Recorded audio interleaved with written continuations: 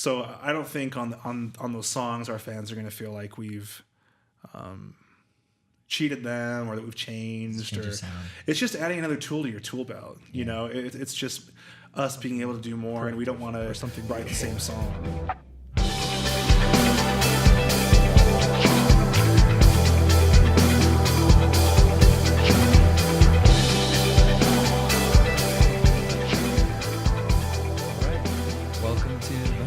Podcast. My name is Nate Terrio, and I'm co-hosting today with Kenzi. Hi. How's it going? Good. And we have a special guest today, the lead singer and frontman for the band called Citizen Soldier, Jake Segura. Can you say your last name again? Terrio. I've been saying Theoralt. Dude, we've known each other for like a year, man. Say it again. Okay, say it again. I don't think a single teacher from elementary school knew how to say my name. Terrio? Terrio. And how do you spell it? It's really complicated, and I don't want to. It's spelled like Theoralt. It's spelled like Thuralt, yeah. Terrio. It's French. Wow. French Canadian. It's actually a very popular name, so I'm one of many Nate Terrios. That's beautiful. Yeah. I love it. Well, thanks for coming here, man. Thanks for having me, man. Thanks for coming down. To be here. It's been an exciting week, and glad to get to talk to you about upcoming music from Citizen Soldier and everything. Yeah, I'm an open book. I'd love to talk about that, and we're excited about Friday. It's been we haven't been on stage in like 6 months. Is it really been 6 months? Well, I'm not sure if it's been 6. When's the last show? Was it with here at the Rise? Last show was I can't even remember. It feels like so long. We had one in October. Maybe it was later. That might have been it. Yeah. That might have been it. It's yeah. been a long time, Crazy. Man. Crazy. So why have you guys been staying away from shows? We have a new drummer. That transition took a lot of adjusting, a lot of reassessing what we want to do. We wanted to get that right in deciding on who we'd pick for that and getting them up to speed, getting our set figured out. And just kind of, figuring out what our direction would be moving forward. We kind of, for the first year and a half of the band's life, we're kind of winging it for a while. We were kind of just taking things as they'd come at us and just, trying some different things, testing some different things. And I think now we have some direction, and we're being more methodical about what we're releasing, when we're releasing it, and what the game plan is. And we were just in California with Sahaj Tikating and a few weeks ago, and that was also an experience that I think changed our perspective as far as what our approach is going to be moving forward. He's done a lot of like incredible bands too. What was some of them? Yeah, so the new Motley Crue documentary, he helped produce the music for those songs. Really? He's worked with Motley Crue. He's worked with Starset. Starset too. Starset, did a lot of the Starset stuff. Diamante. He's worked with. He's working with Lejean Witherspoon from Seven Dust right now. So he's worked with a ton of really successful bands, and he's a really really unique guy in the sense that he doesn't shy away from trying new things and seeing what's working, and he's very big on the fact that he thinks that a lot of rock bands, especially in our genre, are living in the past or trying to sound like bands that are successful, as opposed to trying to do something that sounds a little more fresh. He incorporates a lot of he has a very pure poppy voice, but his songwriting style, what he told us when he heard our stuff was, there's some good content here and there's some good talent here, but it all sounds dated. It all sounds like it's been done. It's probably hard to hear, man. It was, but as a songwriter, it's shown me. It's just, we walked away from that experience because we left with a song that we felt was heavier probably than we would ever do. Really? And we left with a song that was probably poppier than we thought we would ever do. So it was a good mix. How was the public response to that? So we haven't released any of that yet. It'll be really interesting with this new block of music we're going to release, because I think it's going to be some songs that are very much in the vein of what we've released in the past, that are going to be very very comfortable, very at home, very familiar to our fan base. Then we have songs that I think really, push us into there's some melodies, and the melody approach on this new music was totally different too. I mean, there are melodies that sound like they could have been a Halsey or an Ariana Grande melody. Okay. And that's something I mentioned in the recording process with Sahaj. I was like, "What? How are we going to do this?" And he said, "Well, you're singing it.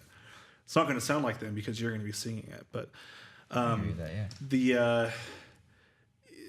the approach to not giving 100% the entire song and pushing so hard and trying to sound so aggressive and like pulling your punches, knowing when to hold back and go for a tone that's maybe a little bit more like brooding or sexy, kind of focusing more on tone than just trying to be like, the entire time, everyone makes fun of bands like Nickelback and Creed for, constantly just like, that sound the entire time. Mainly for just doing the same thing over and over, kind of. Yeah, I think so. And but something which are those things over and over? yeah, absolutely. And I think though that in this new music, balancing, using that kind of more sultry, poppy vocal, and then having moments in the song where it gets cranked up to 11, really makes it pop more, really makes it more dynamic.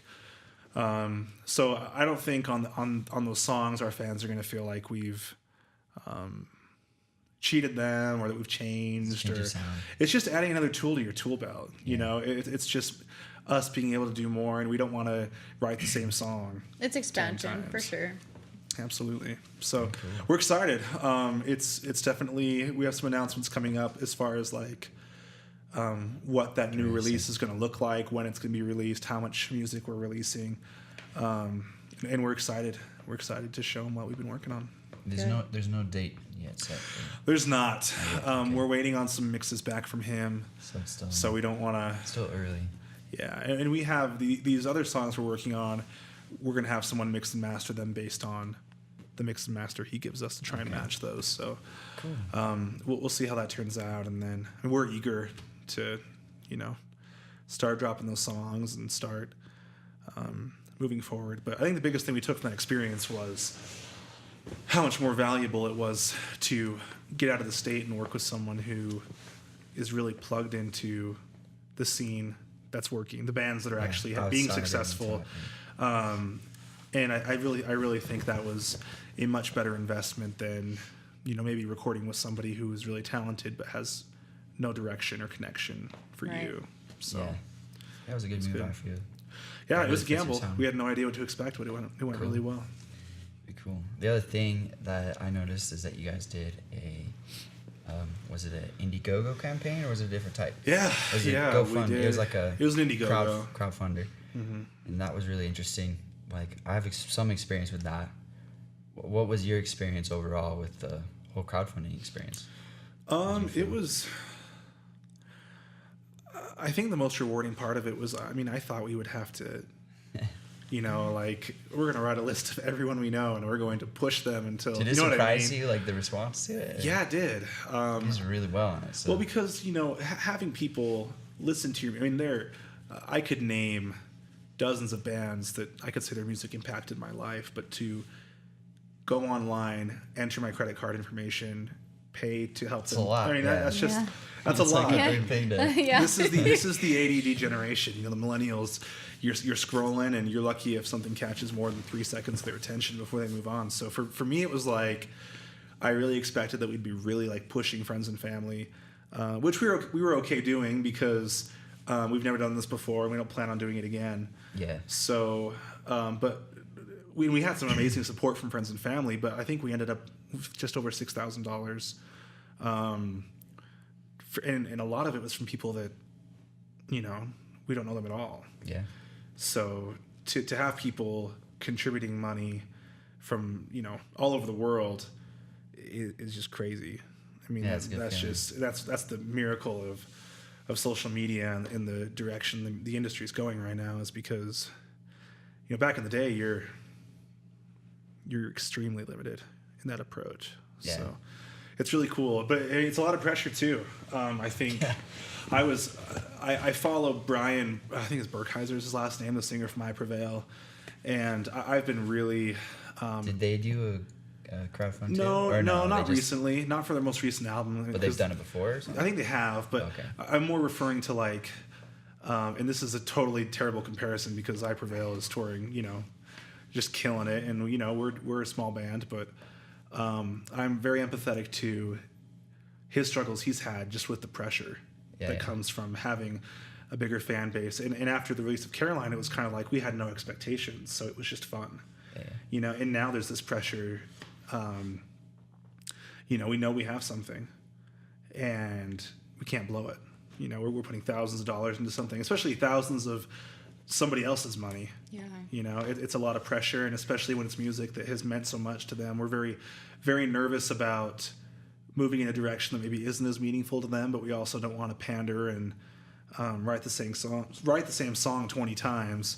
So finding that balance and just being as real as we can about what we're going through, but they're very much in mind throughout that process. Doesn't that just generate so much more motivation for you guys though, and just really pushing for your best to make something unique? And yeah, absolutely. And what's cool about what we're going to be releasing is it's actually kind of we had our fans just tell us so many personal stories and experiences with our music being tied so much to mental health and issues that people are really, it's a really sensitive issue. What's cool about these songs is we've actually, the theme that came together as we were writing was, these people have opened up to us and they've shown us who they are and they've trusted us, and it's our time to do that to them.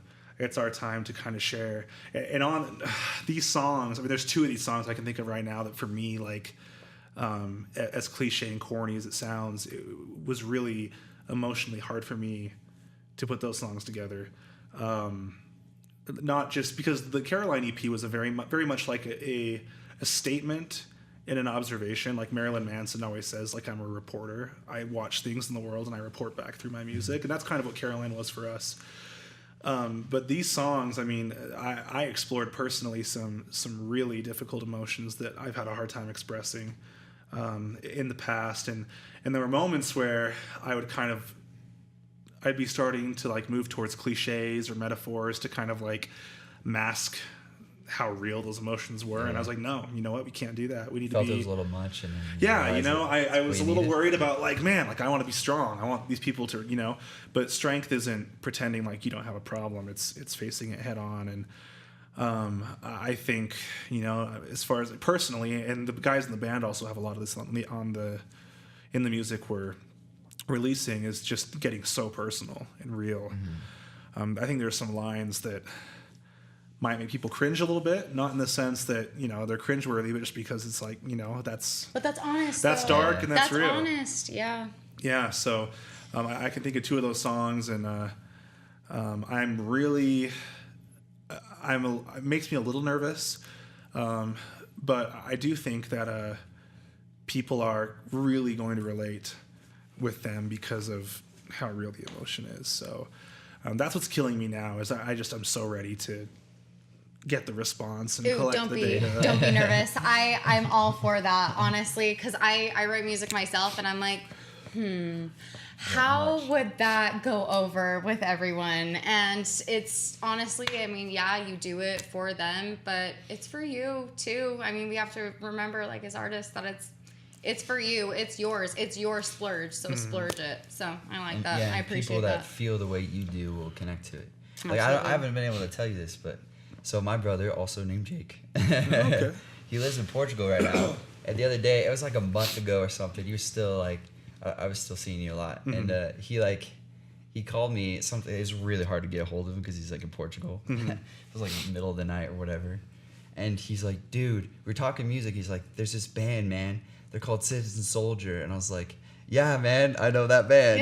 And he's like, no joke, dude. I saw like some video. He saw like my band's like video where Jake Joyner was wearing a Citizen Soldier shirt, and he looked you guys up, had no idea that like you lived here, like we knew each other, and he was like, dude, it's the best music. It's like super emotional. He's like a big fanboy. He loves you guys' stuff, and and that's like what he was telling me, like connected with him so much that he he had similar experiences, and like all the music just kind of hit him really hard, like emotionally. So, yeah. Well, that's great to Across hear. the Thanks world, for man. telling He's me all the that, way man. in Portugal. And you know, like, I think yeah. at the end, and I'll share this as far as getting vulnerable. I mean, I at the end of our experience with Sahaj, he came down on us a little bit, and me, for, I mean, image. You know, you guys need to look this way. You guys need to get into shape. You guys need to, and you know, it was really hard for me because at that time, you know, we were sitting down and talking about, you know, what's going to work, what's trending right now. Do we need to, you know, adjust this to stay current or to stay relevant, and all these different things. And well, I think we learned a lot of really important things about, you know, staying relevant. When we had a lot of time to drive home and talk and think, and a conclusion I walked away with was, the reason I did this was to start a dialogue. And, you know, I don't think we may never write the hit, you know, the song that goes viral and, you know, jumpstarts a career, but I don't think we're capable of writing a really bad song. And I've told the guys that I think that's our best, you know, our best asset as a band is we know what our fan base wants. We know what they relate to. And it's my voice. It's the emotion of the songs. It's the explosiveness. It's the passion. It's the mood. And so, I mean, the story you just told me, I mean, experiences like that that's the payoff for me, you know, I mean, because you're going to have bands that are, and I told myself, like, man, if we would daydream when we were first starting out. Like, if we could play the Depot or the Complex, that would be like it, man. And we just played the Depot with Royal Bliss a little bit ago, and it was really a fun experience. But Check like, one off. It's, you know, it's never enough. You know, you're gonna be these bands touring. Man, if we could just, you know, tour with this band or do this or get here and like, you know, There's always something bigger to do. yeah, There's and always, being hungry and never being satisfied is an essential part of being a successful human being. Mm-hmm. But something I've struggled with is taking that too far and constantly feeling like I'm falling short and constantly feeling like I'm a failure. If you make it like your only motivation, you're gonna be really sorely. Absolutely. Like, So it's gonna hit really, like, reality's gonna hit sooner or later. yeah, for sure. Yeah. And when you tell me stories, like when I hear things like that, when we get messages from fans, that's kind of when I like come back to earth and I'm like, you know what? This is why we do this. If this were all to be over today, if the band were to end today, we would have done a really great thing. And that's it. You know what I mean? So every song we release, every show we play, every connection we make, it just has to be viewed as, for me, to continue to be healthy mentally and be able to keep doing it. It just has to be viewed as, you know, this is even more of a blessing. I should be even more grateful that we're, you know, getting more and more opportunities and chances. So yeah, that connection is everything. Yeah, I totally agree. It makes it worth it at the end of the day. Yeah. Absolutely. Special. Yeah, we talked about it a little bit, but like a lot of people listening will know like the purpose and like the message that your guys' band has.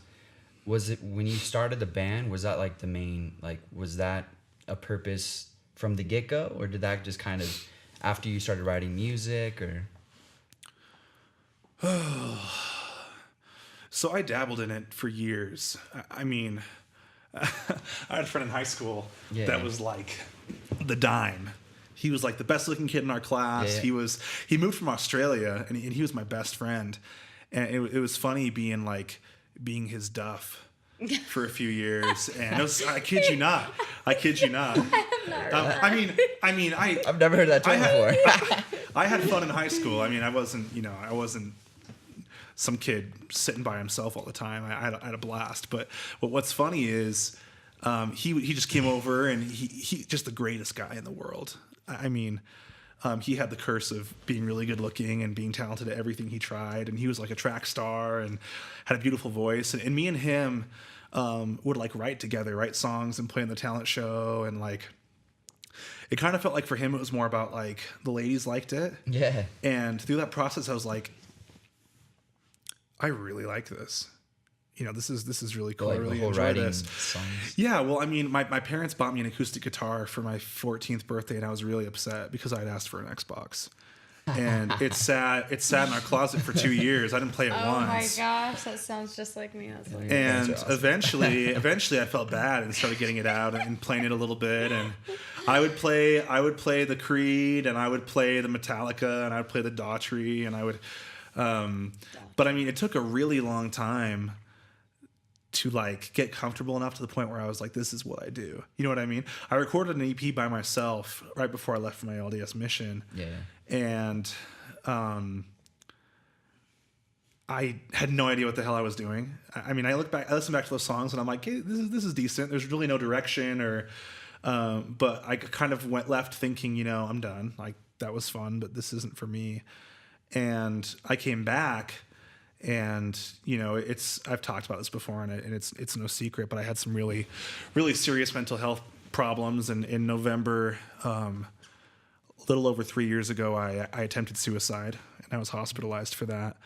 And after that experience, and fans who've listened to our Caroline EP know this story.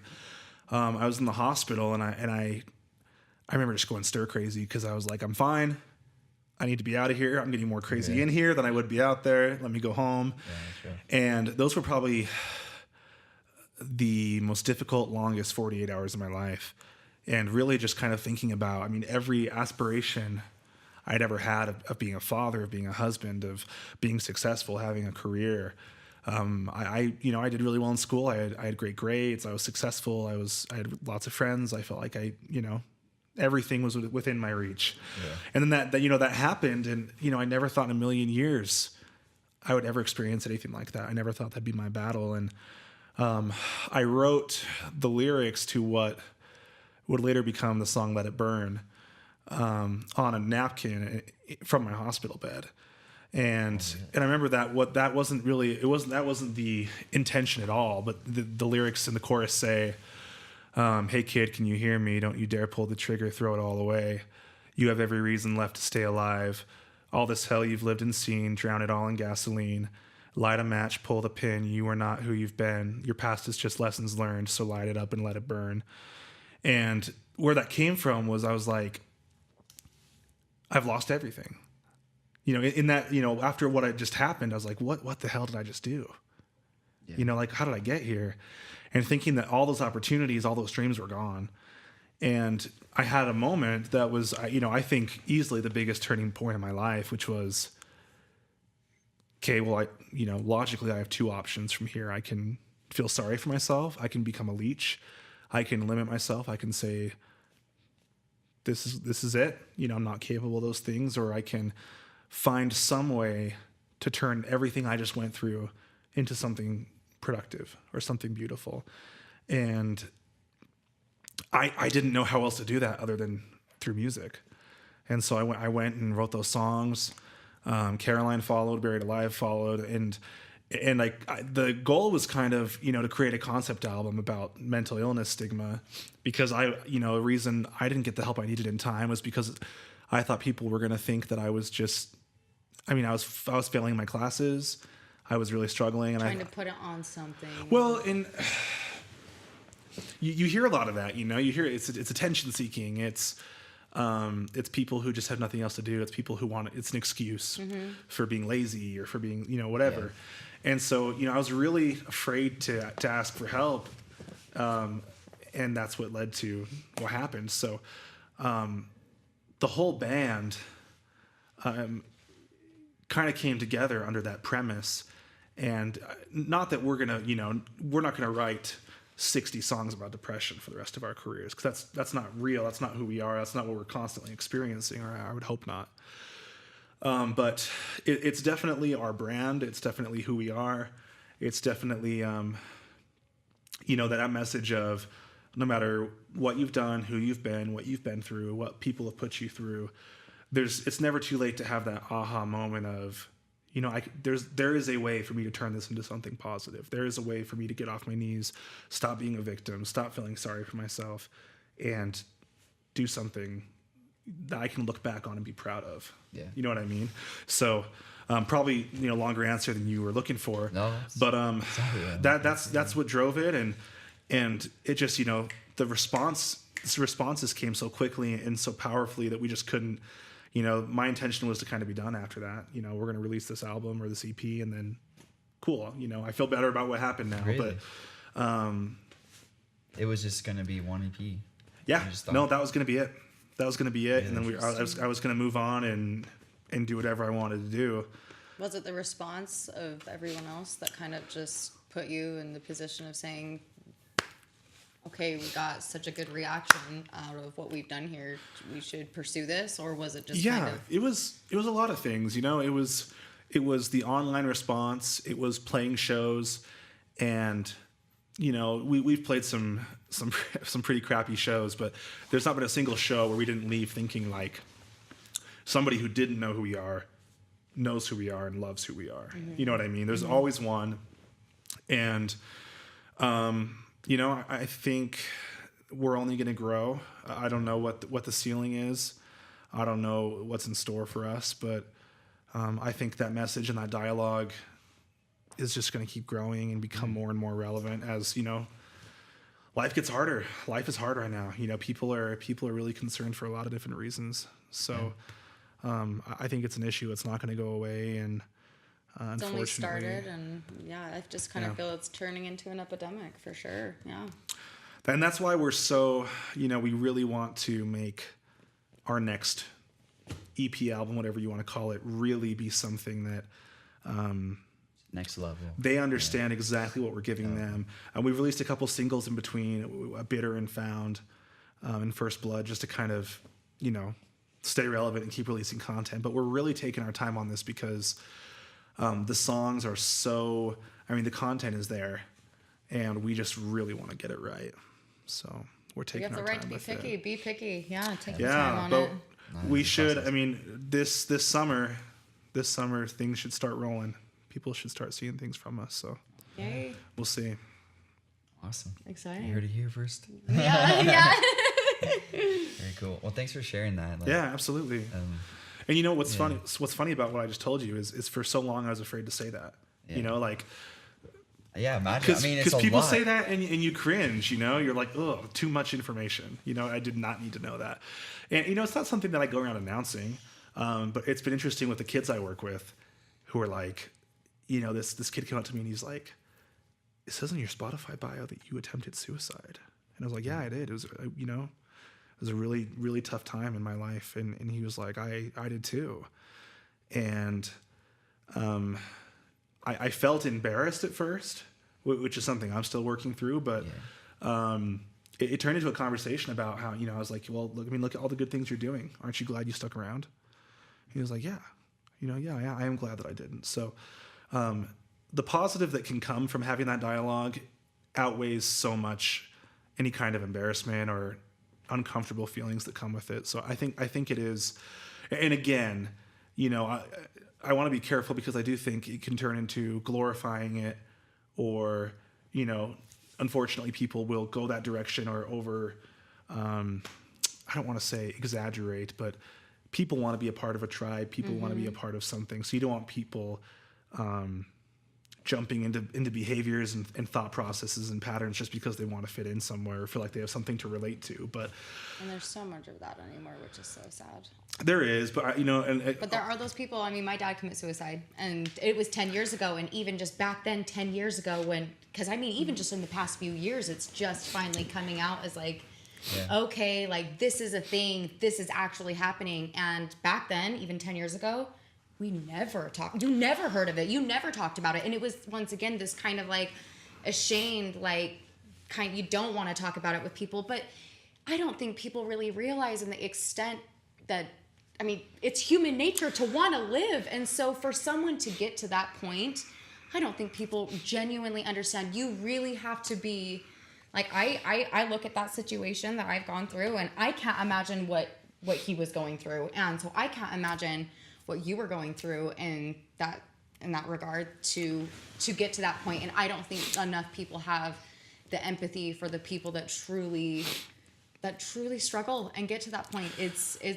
spooky. So. Well, and something that I've never understood, because every time we get that question, and we've had like 2 or 3 negative comments, I think, from everything we've ever released, which is great. Dang, man. The comments, that's like incredible. Yeah, that is that. Yeah. but the comments are always, wow, taking advantage of people with mental health problems, or Really? like, you know, and my response, and we never respond to stuff like that because it's not worth responding to, but my thought is always, so I really see it 2 ways. One, if you have 10 people who say they're suicidal, you can either believe all of them and support all of them, or you can call out, or I mean, or you cannot and risk losing somebody. And what good does that do? Well, the biggest for, thing yeah. is people who suffer with depression and suicide need connections. You need to connect with other people. That's like Absolutely. the biggest thing, and it's really hard to, because it's, you know, it's a mental disease. Well, and I don't get what people think they're accomplishing by, you know, you just want attention. Okay, why do they want attention? They're lonely. Yeah. They're depressed. They're anxious. So it doesn't accomplish anything. I think. But music can, you know, music can Absolutely. definitely connect to you. Absolutely, and I think, you know, I'm sure you felt that with your band and the connections you've made, and like with this show coming up. Yeah, we should talk about that. Literally. Yeah, absolutely, yeah. I mean, We're gonna get to that. When we did it 6 months ago, it was like, and I'm worn down. I don't know if you can hear it in my voice, but like this week of the show like breaks my soul because it's so stressful getting everything put together. Hell week. Yeah, it's bad. It's really bad. But I mean, last year, and you were there, it was literally like heaven for me, because it was great. I was with the kids I love. I was with my brothers in music that I love. I was with the people, family, and friends that I love. And I mean, people just all together enjoying each other and food and music. And I mean, I was like, this is one of the happiest moments of my life. I just can't think of it being any better than that. Yeah. You know, so to create that kind of experience is just so valuable to me, and just so worth it. And for these kids too, I mean, it's going to be really exciting this year. I'm really stoked about I'm it. so stoked. Yeah, tell us about that a little bit though. He told me that you guys kind of a little bit about what you do. I wanna be a BCBA eventually and work with autism myself. So just kind of tell me a little bit say about that again. what you do. What is it you want to be? A BCBA. BCBA. So it's just pretty much I'm going to school so I can do the diagnosis and just work with kids with autism. What does and BCBA stand for?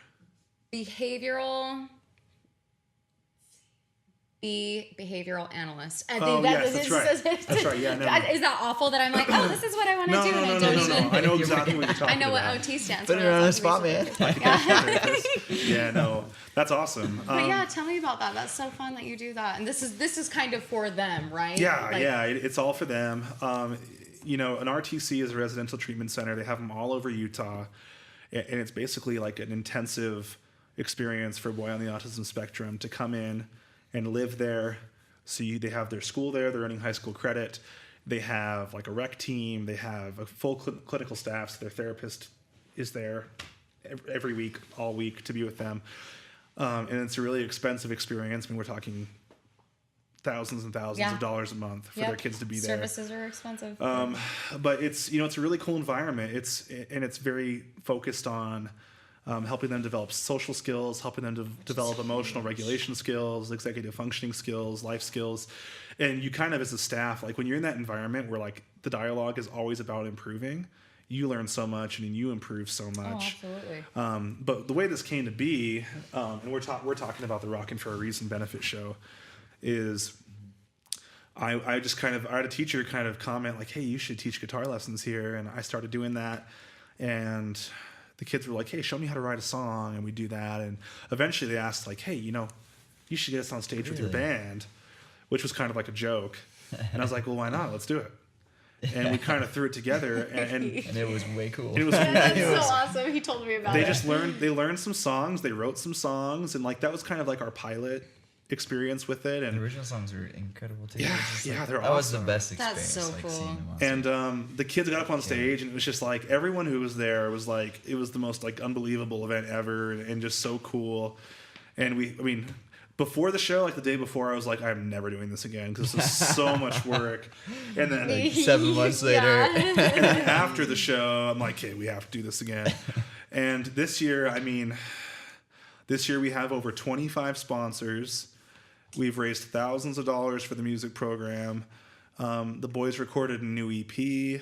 Oh, that's I didn't know that. Yeah, they That's did. I think you were talking about doing it. I didn't realize you Yeah, had done it and already. the song they tracked.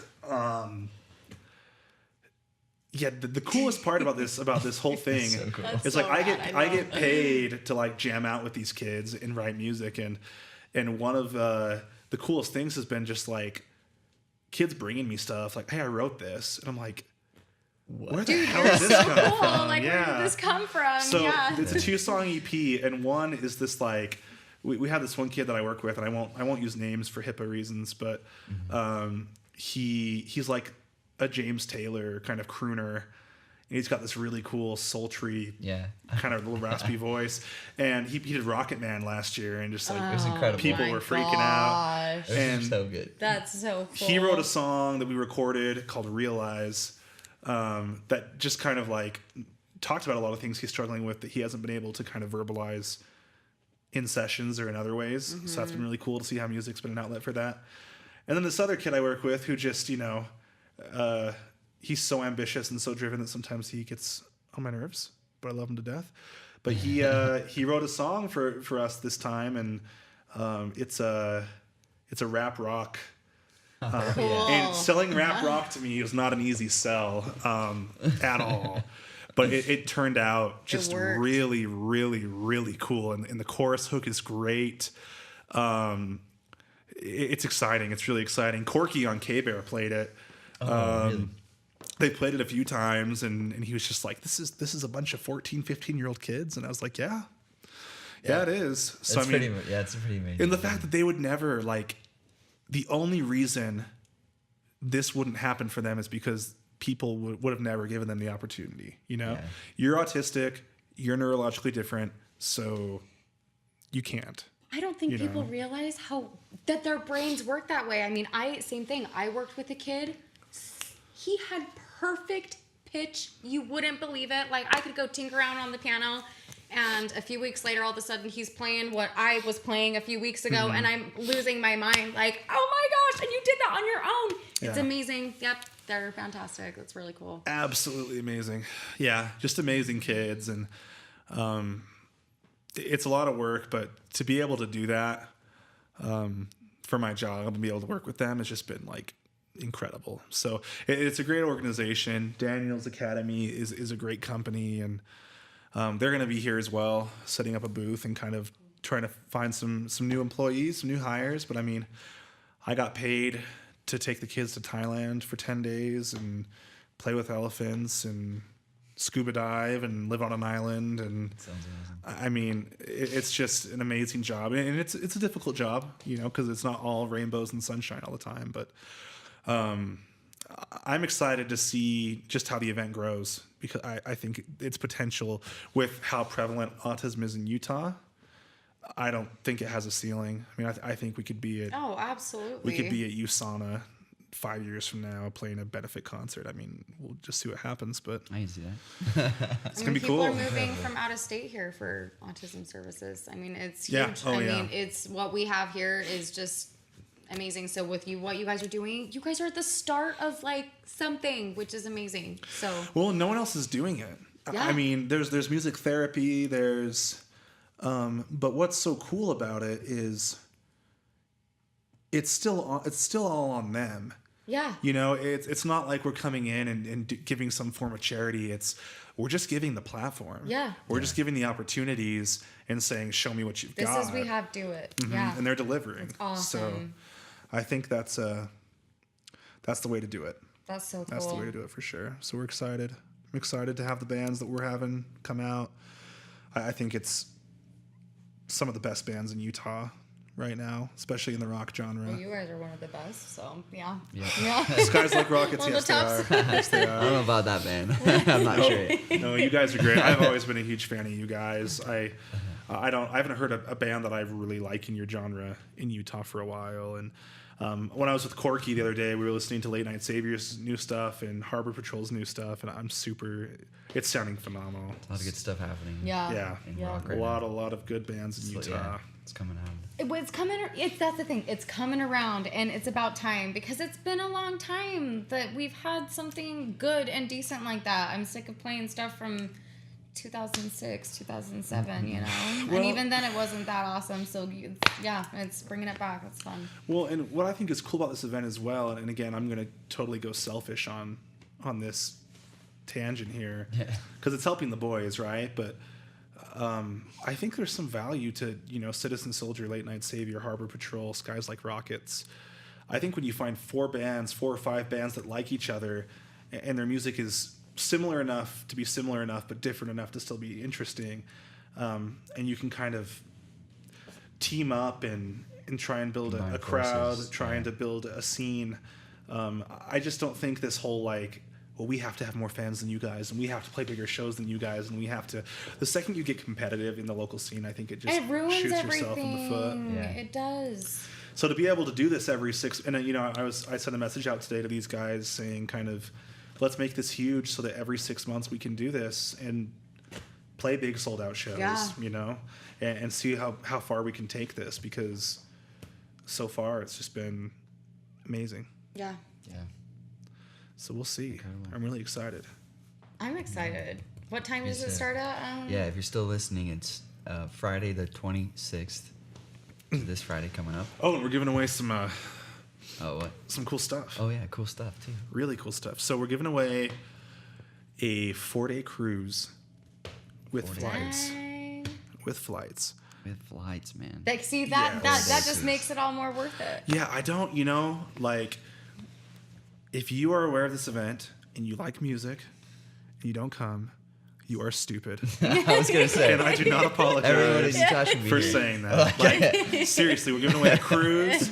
We're giving away a Nintendo Switch bundle with tons of controllers and Switch. You can games. play all the Smash Bros. You want. We're giving away Smash Bros. The best. We're doing over $1,600 in gift cards that we have, and we have You 200 to guys. Tucanos, 200 to Smashburger, Cafe Rio, Red Robin, Texas Roadhouse, Cold Stone. I mean, we just have tons and event of the tons and year. tons of stuff that we're giving away, and some autographed Utah Jazz memorabilia. Cool. So Wow. we'll be giving that away as well. So Very cool. the Jazz are a sponsor. Let me do a little shout out to Remax Equity Provo for being our title sponsor. It's the Remax Rockin' for a Reason benefit concert. They've been super helpful. And Karishme French, who is a realtor that has been our platinum sponsor. So super They're grateful making for their this happen. support. And just super excited to have them all here. And what's cool about having so many sponsors here in the school and the venue and the bands is it's an event that everybody gets something from. Yeah. And you're networking and you're growing, and everybody's just elevating each other. And that's the kind of local presence I want to have. And that's what I hope Citizen Soldier, I don't want to just be a band. I want to be a part of here, a part of the community, Yes. a You part definitely are, man. You already are. We're trying to be. We're trying to be. I would say. So we'll keep doing that, and I wish we were playing some new music, but that'll be Yeah. coming soon. Holding Yeah, holding quite. out just a little We're longer. We're trying to. Yeah. We're It's trying hard. to tease. We might be teasing a little too much, but we're working hard, and we think it'll be patient. worth the wait. But we'll see. Cool, very cool. Exciting. Cool stuff Yeah, so coming. Friday, 5 p.m. Friday It starts 5 at- p.m. is the pre-show party. 5 until 7. And if you want to be in the raffle, you got to be there for the pre-show party. Cool. Awesome. Well, thanks so much for coming here. Yeah, Thanks for man. the Thanks for having me. conversation. Anytime. You're an incredible musician. You are leading the way here. in- Well, I learned in from the Provo. best. I I learned from Nate. He's not talking to me right now. Nate Theoro. Terrio. Terrio! Terrio. Ah! Nice track. Dang Strike it two. all, man.